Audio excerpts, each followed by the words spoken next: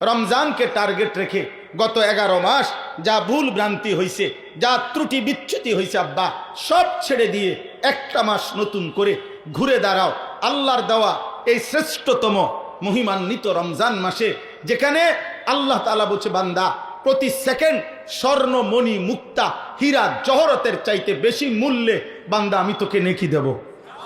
এক সেকেন্ড বান্দা তুমি রমজান আমি এমন বানাইছি, সেজদা দিবা একটা, ফেরেশতা লিখবে 70টা।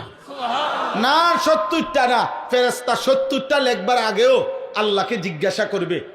এটাই হাদিসের ব্যাখ্যার মধ্যে আছে। 70 লিখবে কিনা ফেরেশতা এটাও জিজ্ঞেস করবে, আল্লাহ 70 লিখবো? আল্লাহ বলবে না না ওয়েট রাখো, আমি ওরা একটু দেখি তার দিলটা কেমন, তার আখলাকটা কেমন, তার রোজাটা কেমন, তার আমলটা কেমন। আল্লাহ এরপরে তাকাইয়া বলবে না 700 লেখো, 7000 লেখো, 70,000 লেখো, 7 লক্ষ লেখো, 70 লক্ষ লেখো, 7 কোটি লেখো, 70 কোটি লেখো। এভাবে আল্লাহ বাড়াইতে থাকবে। খোদার কসম কারো কারো এক সেজদার বেলায় আল্লাহ তাআলা বলবে, একটি সুবহানাল্লাহর বেলায় আল্লাহ বলবে ফেরেশতা তুমি লেখো না, তোমার কম্পিউটারে কুলাবে না, আমি লিখবো, আমি লিখবো। আমি স্বর্ণের দামে না, মণি মুক্তার দামে না, তার চাইতে বেশি দামে রমজানে আমার বান্দার আমল নেব। আল্লাহ যেন বলছে বান্দা রমজানের আমল আমি তোর থেকে নেব অনেক দামে, অনেক দাম, অনেক মূল্যে। লাআল্লাকুম তাত্তাকুন। আমি সারা বছর চাইছি বান্দা ইত্তাকুল্লাহ ইত্তাকুল্লাহ। আমি আল্লাহ রমজান মাসে যাও আলাদা সব বাদ দিলাম। আল্লাহ যেন বলে বান্দা যা সব বাদ দিলাম, তোর 60 বছর বাদ দিলাম, তোর 11 মাস বাদ দিলাম, যা বান্দা 29 বা 30 আইয়ামাম মা'দুদাত, গুনে গুনে 30টা দিন বান্দা, 31 দিন না, হয় 30 নয় 29 দিন তুমি আমার গুনাহ ছেড়ে দিবা, আমার আদেশ পালন করবা, আমার রমজানটাকে কদর করবা। আমি আল্লাহ ওয়াদা দিলাম এই 30 থেকে 29 দিনের ভিতরেই লাআল্লাকুম তাত্তাকুন, আমি তোমারে মুত্তাকি বানায় দেব। আর মুত্তাকি হলেই ঈদের দিন চাঁদ উঠলে ঘোষণা হবে তোমার জান্নাতের ফ্লাইট রেডি। আমার মৃত্যুর দিনও সূর্য উঠবে, চাঁদ উঠবে। ব্যস্ততম এই দুনিয়ায় কোনো কিছুই বন্ধ হবে না, শুধু আমি চলে যাইতে হবে কবর। আমাকে কবরে রাইখেই বাকিরা সবাই যার যার মতো করে ফিরে যাবে। কুল্লা ইয়াউমিন ইউকালু মাতা ফুলান ওয়া মাতা ফুলান ওয়ালা বুদ্দা মিন ইয়াউমিন ইউকালু মাতা উমর।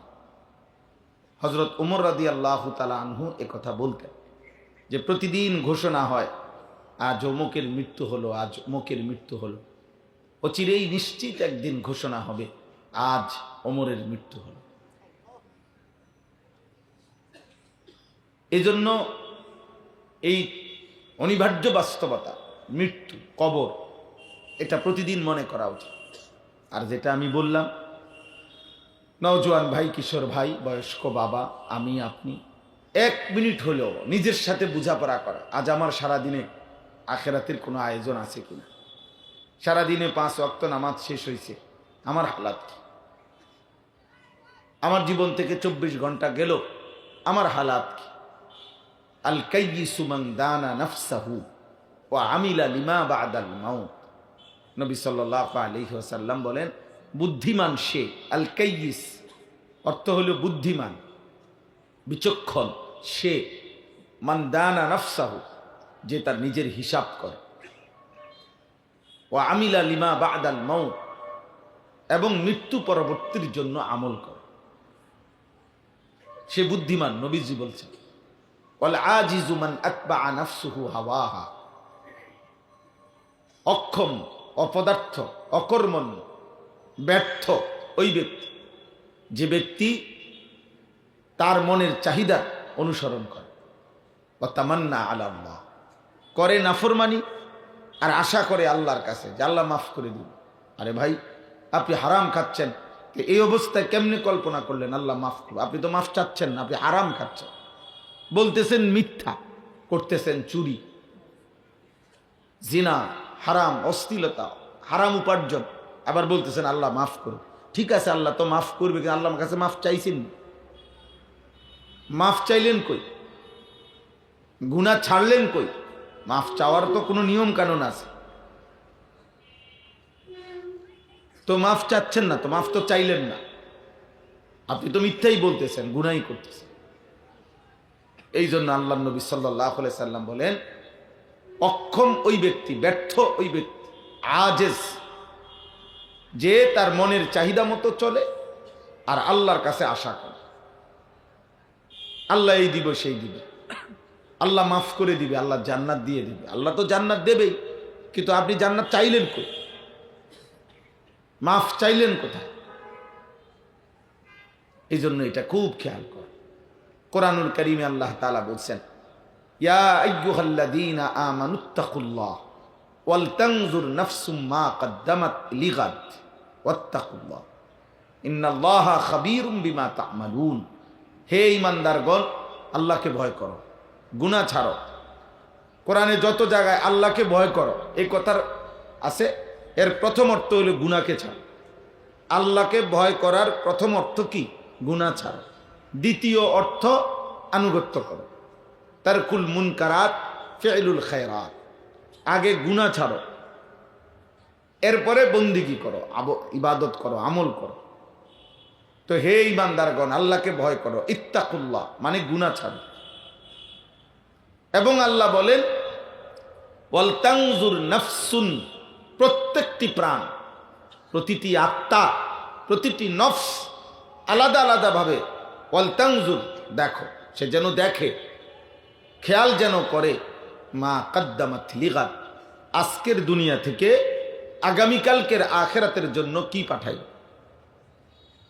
কি পাঠাইল। আল্লাহ তাআলা বলেন আলাদা আলাদা। বাবা তুমি আলাদা দেখো, সন্তান তুমি আলাদা দেখো, স্বামী তুমি আলাদা দেখো তোমারটা, স্ত্রী তুমি আলাদা তোমারটা দেখো। আমি জানি না, সব আমার জামাই জানে না, এটা কোনো কথা। আমি জানি না, সব আমার ফুতে জানে, এটা কোনো কথা। আমি জানি না, আমি বুঝি না, না না, আল্লাহ বলছে আলাদা আলাদা। প্রত্যেকেই খেয়াল করো আজ তুমি কি পাঠাইছো। ওয়াত্তাকুল্লাহ, আল্লাহ তাআলা বললেন, বান্দা এটা কিন্তু গুরুত্বপূর্ণ বিষয়টা, কাজে আবারও বললাম আল্লাহকে ভয় কর। কোরআনুল কারীমের এই একটি আয়াত, যে আয়াতে এই একটি কথা বলার জন্য ডানে বামে দুই পাশে দুইবার আল্লাহ বলছেন ইত্তাকুল্লাহ, আল্লাহকে ভয় কর। মাঝের কথাটার গুরুত্বের জন্য। মাঝের কথাটা কি? যে প্রত্যেকেই লক্ষ্য করো, হিসাব করো, আজ তুমি আখিরাতের জন্য কি পাঠাইছো। এই কথাটা বলার জন্য আগে দুইবার বলছে। আগে একবার বলছে আল্লাহকে ভয় কর, আবারও বলছে আল্লাহকে ভয় কর। বিষয়টা গুরুত্বপূর্ণ বাংলা দোস্ত। এই জন্য খামখেয়ালি না, কারো জনপ্রিয়তা দিয়া কারো কিচ্ছু আসে যায়। আমাকে 1 কোটি মানুষও যদি চিনে, তা আমার কবরের আযাব মাফ তো তাহলে আমি এটা দিয়ে কি করব? আমি এই ব্যাপক জনপ্রিয়তা দিয়া কি করব? আমি তো ইলেকশনে কোনো প্রার্থী না, আমার কোনো মার্কাও নাই, কোনো মার্কার পক্ষে আমি প্রচারণাও করি, ওইগুলো বুঝি কম। তাহলে অতএব কারো জনপ্রিয়তা দিয়া কারো কিচ্ছু আসে যায় না, আপনাদেরও না আমারও না। ঈমান আমলের ভিত্তিতে আপনাদেরও নাজাত, আমারও নাজাত। জাযাআন বিমা কানু ইয়ামালুন। কোরআনুল কারীমে আছে, আল্লাহ তাআলা বলছেন, বান্দাকে যখন জান্নাত দিবে, জান্নাতের নিয়ামত দেবে, তো আল্লাহ বলবে এটা তোমার সারা জিন্দেগীর আমলের বিনিময়। জাযাআন বিমা কানু ইয়ামালুন, বান্দা এ তোমার আমলের বিনিময়, এ তোমার চোখের পানির বিনিময়, এ তোমার মেহনতের বিনিময়। তাহলে ভাই, শুরুতে আমি এটা বলে নিলাম, এই মূল কথা প্রথম এটা, ওয়াল তানজুর নাফসু, প্রত্যেকেই আলাদা হিসাব করে।